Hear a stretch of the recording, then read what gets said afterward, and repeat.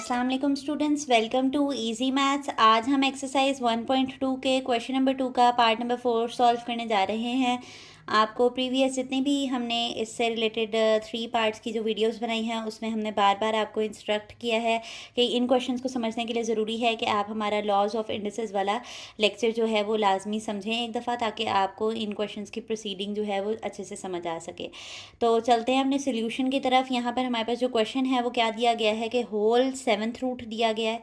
ये आपके पास रेडिकल के साइन के ऊपर अगर कोई पावर होती है तो फिर हम उसको उसी हिसाब से पढ़ते हैं। अगर आपने मेरा रेडिकल एक्सप्रेशन वाला लेक्चर लिया था तो उसमें मैंने आपको बताया था कि अगर इस रूट के ऊपर कोई भी पावर हो जाए तो फिर हम उसको उसी नाम से बुलाते हैं, square root, cube root, 4th root, 7th root, इस तरह करके।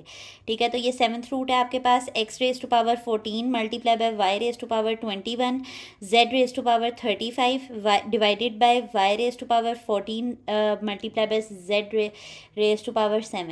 अब आप देख रहे हैं कि अगर उसने हमें 7th रूट दिया है तो 7th रूट के से रिलेटेड उसने हमें 7 के ही मल्टीपल्स दिए हैं, 14, 21, 35, 7, 14।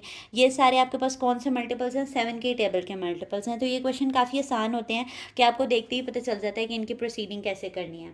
तो चलते हैं अपने सोल्यूशन की तरफ। सबसे पहले तो ये कि सिमिलर जो वैल्यूज़ हैं, जो माइनस जो डिवाइड हो रही हैं, हम उनके पावर्स को क्या कर सकते हैं, हम उसको क्या कहते हैं, हम उसको पावर्स जो हैं माइनस हो देंगी और जो नंबर्स डिवाइड हो रहे हैं उनको हम एक दफ़ा लिख लेंगे। ठीक है, तो सबसे पहले आपको ये पता होना चाहिए कि हम इसको इस तरह से लिखते हैं कि जो 7th रूट है वो आपके पास किसके बराबर होता है? 1/7 के। यहाँ ए लिख लेते हैं कि ए कोई भी रियल नंबर है। तो ये मैंने यहाँ पर क्या किया, इसको होल पावर 1/7, और यहाँ पर क्या हो जाएगा, X raise to power 14, X के साथ कोई भी नहीं है नीचे तो इसको वैसे ही लिख लेंगे। Y raise to power 21, Y raise to power 14, Z raise to power 35, Z raise to power 7।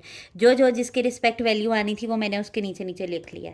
अब हमने यहाँ पर कौन सा लॉ ऑफ इंडिसेस जो है वो रेफ़र करना है। हमने कहना है कि जो दो नंबर्स अगर आपके पास सेम बेसिस जो हैं, सॉरी, अगर आपके पास ए और कोई बी डिफरेंट डिफरेंट नंबर्स हैं जो कि डिवाइड हो रहे हैं और उनके ऊपर कोई होल पावर है, तो हम सॉरी, यहाँ पर ये मैंने गलत लिख दिया है। आपके पास यहाँ पर ये डिवीजन रूल यहाँ पर अप्लाई करवाना था मैंने, कि बेसिस अगर आपके पास सेम होती हैं और कोई दो नंबर्स डिफरेंट पावर्स में आ जाते हैं तो हम उन पावर्स को क्या करते हैं, माइनस कर देते हैं और बेस जो है वो एक दफ़ा ही आ जाती है। ठीक है, तो ये सॉरी, इसको इग्नोर कीजिएगा। तो हम एक्स रेज टू पावर 14 के साथ तो कोई भी नहीं है तो ये वैसे ही आ जाएगा, मल्टीप्लाई बाय वाई। अब हमारे पास बेस जो है वो एक ही दफ़ा आ जाएगी और इनकी पावर्स जो हैं वो आपस में क्या हो जाएंगी, माइनस हो जाएंगी। तो 21 माइनस 14 लिखेंगे हम, और z 35 माइनस 7, और होल पावर क्या है हमारे पास इसकी, 1/7। ठीक है, तो अब हम यहाँ पर लिख लेते हैं कि अगर आपके पास 21 को माइनस करें 14 में से तो हमारे पास क्या आएगा, 7। तो हम यहाँ पे लिख लेते हैं कि X raise to power 14 multiply by Y raise to power 7 multiply by Z raise to power 35 में से अगर 7 जाएंगे हमारे पास तो ये क्या आएगा, 28। ये आ गया 28 और होल पावर 1/7। अब हमने कहा था कि हमारे पास लॉ ऑफ इंडिसेस एक और है होल पावर से रिलेटेड, कि अगर किसी नंबर के ऊपर आपके पास दो डिफरेंट नंबर्स हैं और वो डिवाइड हो रहे हैं, वैसे यहाँ पे हमें मल्टीप्लाई का चाहिए था, रियली सॉरी। अगर कोई दो नंबर्स हैं और उनके ऊपर कोई पावर है, जो नंबर मल्टीप्लाई हो रहे हैं उन पर पावर m है, तो हम इनको लैदा पावर्स m दे सकते हैं। अच्छा, यहाँ पर अब कुछ बच्चे कह देंगे कि ये आपने जो है वो पावर m क्यों ले लिया है। ये जनरल फार्मूलाज हैं, देखें आप इनको किसी भी चीज़ से रिप्रेजेंट करवा कर लिख सकते हैं। ये आप यहाँ पे n लिख लें, p लिख लें, q लिख लें, t लिख लें, कुछ फ़र्क नहीं पड़ता है। ठीक है, आपने बस जनरल नोटेशन शो करनी है कि दो नंबर्स हैं मल्टीप्लाई हो रहे हैं, उन पे कोई होल पावर है। ठीक है, वो होल पावर आपने सेपरेट सेपरेट अलॉट कर देनी है, बस इतनी सी बात है। ठीक है, तो अब हम यही करने जा रहे हैं कि एक्स रेज टू पावर 14 को उसकी जो होल पावर है वो 1/7 सेपरेटली अलाइन करेंगे हम। वाई रेज टू पावर 7 को हम उसका अलहदा 1/7 दे देंगे। जेड रेज टू पावर 28 को हम उसका अलहदा 1/7 दे देंगे। अभी प्रीवियस वीडियोस में मैंने आपको बताया कि ये किसी नंबर पे दो पावर्स होने का मतलब है कि वो मल्टीप्लाई हो रहे हैं।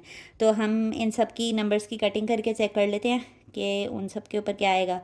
28 मल्टीप्लाई बाय 1/7, ये सबकी मैंने यहाँ पे ना सेपरेट सेपरेट खोल के लिख लिया, ठीक है। तो पहली आपके पास है 7 1 7, 7 2 14, तो इसका क्या आंसर आया है 2 आया है। y के ऊपर 7 और 7 ही थे, तो इसका आंसर क्या आएगा 1 आएगा।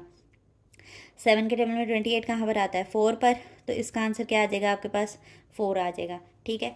तो अब हम वो यहाँ पर अप्लाई करने लगे हैं कि x की पावर 2 आएगी, y की पावर 1 है जो हमें लिखने की ज़रूरत नहीं है, और z के ऊपर क्या आएगी 4 आएगी। अब साइड पे रफा कर लें तो यहाँ काट के मैस में जाने की ज़रूरत नहीं है आपको, ठीक है। अब ये वेरिएबल्स हैं, मल्टीप्लाई हो रहे हैं, तो बस इकट्ठे इनको लिख देंगे आप x² y z 4, ठीक है। मतलब मल्टीप्लिकेशन का कहने का मकसद ये है कि बीच में ऑपरेटर नहीं भी लगाएंगे तो भी इसका मतलब यही है कि वो आपस में मल्टीप्लाई ही हो रहे हैं। तो यही हमारे पास सिंप्लीफिकेशन के कुछ स्टेप्स थे, इसके लिए माजरत की कुछ थोड़ी सी कैंसिलेशन हो गई।